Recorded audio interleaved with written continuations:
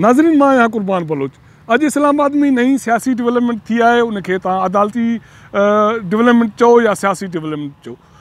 कुछ अरसो अॻु मियां नवाज़ शरीफ़ अॻूणे वज़ीर आज़म जी तिबी बुनियादनि ते ज़मानत थी उहो लंडन हलियो वियो अॼु इस्लामाबाद हाई कोर्ट मां अॻूणे सदर आसिफ ज़रदारी जी ज़मानत तिबी बुनियादनि ते थी आहे ऐं जंहिंखे उनजे पुटु पीपल्स पार्टी जे चेयरमैन बिलावल भुट्टो शेरनि जो शिकारी जी आज़ादी करार ॾिनो आहे सॼो आहे ऐं उनजी इहा दावा आहे त शेरनि जो शिकारी हाणे खिलाड़ी आज़ादु थियो आहे उहो शेरनि जो शिकार कंदो इन खां अॻु में JUI जो सरबराह मौलाना फज़ल रहमान इहा दावा कंदो रहियो आहे त डिसंबर ऐं जनवरी हुकूमती ऐवाननि में तब्दीली जा महीना आहिनि हाणे अॼु ज़ाहिर यकीनी तौर ते इस्लामाबाद हाई कोर्ट खां जे ज़मानत खां पोइ अॻूणो सदर आसिफ ज़रदारी आज़ादु थींदो असां इन सूरत हाल ते ॻाल्हाईंदासीं असां सां गॾु आहे सीनियर सहाफ़ी अब्दुलरज़ाक खट्री साहिबु रज़ाक ही जेका नई डेवलपमेंट अॼु थी आहे कुझु अर्सो अॻु में मियां नवाज़ शरीफ़ जी तिबी बुनियादनि ते ज़मानत थी आहे अॼु आसिफ ज़रदारी जी थी आहे तव्हां इन सूरत हाल खे कीअं था ॾिसो महिरबानी कुर्बान साहिबु मुंहिंजो ख़्यालु आहे त इहा मुतवक़ो हुई इन करे त इहो सॼो ग्राउंड मियां नवाज़ शरीफ़ ठाहे ॾिनो तव्हांखे यादि हूंदो त सॼी सूरत हाल जेको लाहौर सर्विसिस अस्पताल में मियां नवाज़ शरीफ़ जो मुंतक़िल थियणु उन खां पोइ प्लेटलेट्स वारो जेको मुसलसल उनजो घटिजण ऐं उनजे नतीजे में असां ॾिठोसीं त पाकिस्तान जे मीडिया ते मुस्लिम लीग नून जी जेका ताक़त हुई उनजे हवाले सां जेका सॼी हाइप क्रिएट थी ऐं उनजो नतीजो इहो थियो त ख़ुदि इमरान ख़ान जेको मुसलसल मियां नवाज़ शरीफ़ जे ख़िलाफ़ु बयानु ॾींदो रहियो उहो इन ॻाल्हि ते मजबूर थियो ऐं उन शौकत खानम मेमोरियल जेका संदसि वालदा जे नाले इस्पताल आहे उनजे डॉक्टर खे उन मोकिलियो ऐं उन सॼी जेका सूरत हाल थी रिपोर्ट आई ऐं बाक़ी जेके डॉक्टर्स जी रिपोर्ट आई उनजे नतीजे में हुकूमत इन नतीजे ते पए थी त इन केस जेकॾहिं मियां नवाज़ शरीफ़ खे इस्पताल में कुझु थी वञे थो त ख़ुदि हुन जे लाइ वॾी सियासी क़ीमत अदा करणी पवंदी नतीजे में अदालत ऐं हुकूमत गॾिजी इन सॼी सूरत हाल में पंहिंजो रोल प्ले कयो ऐं मियां नवाज़ शरीफ़ खे ज़मानत मिली ऐं मुल्क खां ॿाहिरि वियो हलियो उन्हनि ई ॾींहंनि में इहा ॻाल्हि तइ थी चुकी हुई त छाकाणि त सियासी मामिलो पंहिंजी जाइ ते पर अदालत जॾहिं मियां नवाज़ शरीफ़ खे जेको रिलीफ ॾिनो आहे ज़ाहिर आहे आसिफ ज़रदारी को मिलणो हो ऐं तिबी बुनियादनि ते ई थियो आहे ऐं हाणे आसिफ ज़रदारी ज़ाहिर ॻाल्हि आहे त कराची वेंदो उते पंहिंजी मर्ज़ी जो इलाजु कराईंदो ऐं उनजी तबियत मुंहिंजो ज़ाती ख़्यालु आहे जेका मुंहिंजी इंफॉर्मेशन आहे उहा बि इहा त आसिफ ज़रदारी जी तबियत मियां नवाज़ शरीफ़ खां वधीक ख़राबु आहे ज़ाहिर आहे तव्हां पोइ उनखे ॾिठो आहे त गुज़िरियल सिर्फ़ु 4-5 महीना अॻु में जॾहिं असां ॾिठोसीं हिन ई पार्लियामेंट में उहो ईंदो रहियो हाणे उहो बिल्कुलु व्हील चेयर ते अची वियो आहे अच्छा हाणे कल्ह जेका ॿी डेवलपमेंट थी आहे अॼु त थी अदालती कल्ह थी आहे उहो वफ़ाक़ी काबीना में इहो तइ थियो आहे त मरियम नवाज़ खे जो नालो ECL मां न कढंदो उनखे ॿाहिरि वञण जो मौक़ो न ॾिनो वेंदो पाकिस्तान जी सियासत में डे टू डे रोज़ नवां इशूज़ ठहनि था इशूज़ हल थियनि था त हिन सॼे मंज़रनामे में अॼु जेका मूंखे ॿी नई ॻाल्हि लॻी उहा इहा हुई त अॻु में पीपल्स पार्टी वारा नारो हणंदा हुआ त शेरों का शिकारी ज़रदारी पर अॼु बिलावल भुट्टो उन नारे खे तब्दील करे चयो आहे त खिलाड़ी जो शिकार कंदो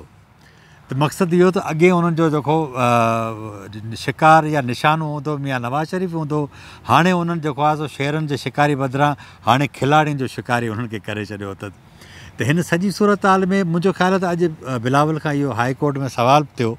त अव्हां चओ था त हिन साल या जनवरी में हुकूमत वेंदी त हुन चयो त इहा मूंखे इंफॉर्मेशन जी बुनियादनि ते ॻाल्हि नथो कयां अवाम जी इहा ख़्वाहिश आहे त अॼु मक़सदु कुझु ॻाल्हियूं इहे थियूं आहिनि त मूंखे ज़ाती तौर ते जेको लॻे थो त ख़ुदि मुस्लिम लीग नून ऐं पीपल्स पार्टी जे अंदरि एतमाद जो ॾार पइजी चुको आहे तव्हांखे यादि हूंदो त ख़्वाजा आसिफ़ जेका ॻाल्हि कई 2 ॾींहं अॻु में क़ौमी असेंबली अंदरि त असीं आर्मी चीफ जी कानून साज़ी वारे हवाले सां जेका आइनी तरमीम थियणी आहे या कानून साज़ी थियणी आहे या चीफ इलेक्शन कमिश्नर ऐं इलेक्शन कमीशन जे मेंबरनि ते थियणी आहे असां उन में साथ न ॾींदासीं उन ॾींहुं उन ई वक़्तु बिलावल भुट्टो पिम्स में हुयो पंहिंजे पीउ सां मुलाक़ात करे ॿाहिरि निकितो इहो सुवालु थियो त हुन चयो त असां सां मुस्लिम लीग नून इन मामले ते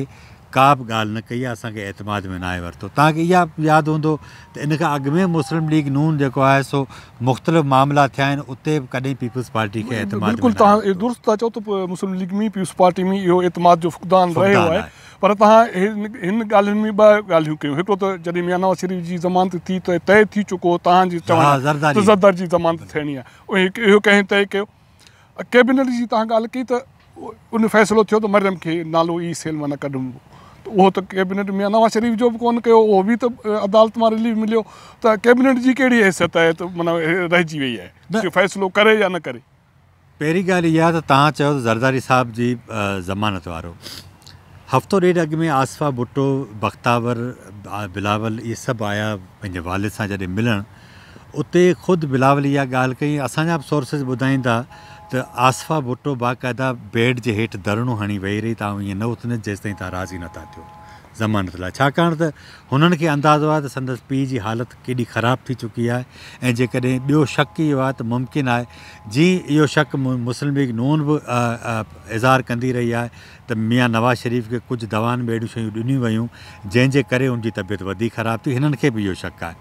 हिन वक़्तु जेका सूरत हाल हुई, मूंखे मुख़्तलिफ़ सोर्सिस ॿुधायो त ज़रदारी साहिब सां जंहिं ॾींहुं संदसि नियाणी इहो ज़िद कयो त हू ज़मानती दरख़्वास्त विझण जी इजाज़त ॾिए, उनखां अॻु में 2 या 3 दफ़ा मुल्क जी इंतिहाई आला सतह जूं जेके फ़ैसिला साज़ क़ुवतनि जूं मालिक शख़्सियतूं आहिनि, उन्हनि ज़रदारी साहिब सां मुलाक़ात कई, उनखे चयो त तव्हां मुल्क खां ॿाहिरि हलिया वञो, हिन चयो त आउं न वेंदुसि। त हिन सॼी सूरत हाल में असल में मुंहिंजो जेको ख़्यालु इहो आहे त हुन